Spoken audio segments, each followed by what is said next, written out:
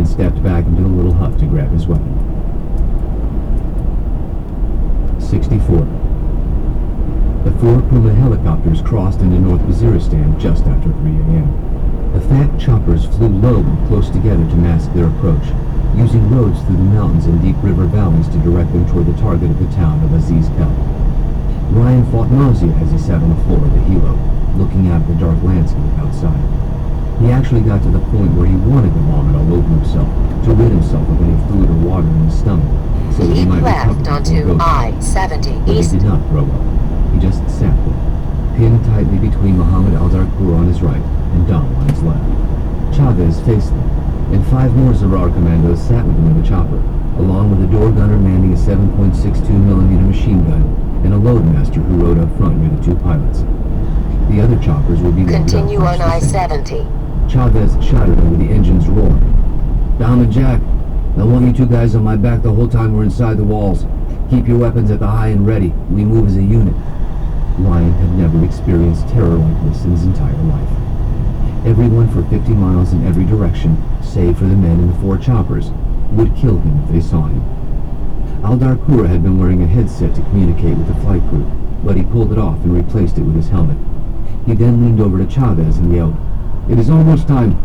They will circle for 10 minutes, no more. Then they leave us." "Got it," Ding answered back.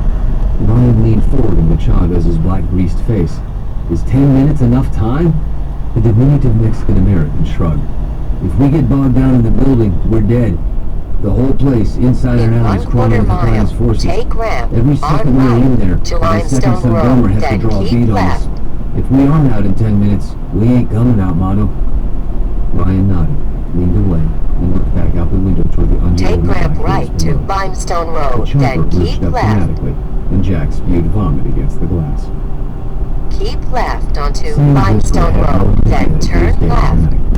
Usually, he could make a guess as to the time of day going by the guard rotation, or whether or not his meal was just bread, morning, or bread with a small tin of watery broth, night. After weeks in captivity, he and the 2 men still held with him had begun to think that the guards had switched the meals up to confuse them. A Reuters reporter from Australia was in the cell next to him. His name was Alan Lyle, and he was young, not over 30, but he was sick with some sort of stomach virus. He had not been able to keep anything down for the past few days. In the furthest cell, the one closest to the doors of the hallway, an Afghani politician was held.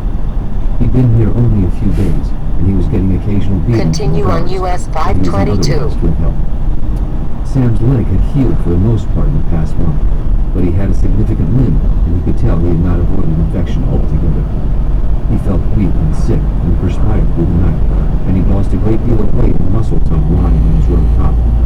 He made himself stand and hobble over to the bars so that he could check on the young guy from Reuters. For the first week or so, the man badgered him relentlessly, asking him who he worked for and what he was doing when he was captured by the Taliban. But Driscoll never answered the guy's questions, and Reuters man finally gave up. Now it looked like Reuters man might give up on his life in a few minutes. "Hey!" Sam shouted. "Lyle, wake up!" The reporter stirred. His eyes opened to half-mast. "Is that a helicopter?" Fucking delirious, Sam thought. Poor bastard. Wait. Sam heard it now, too. It was faint, but it was a chopper.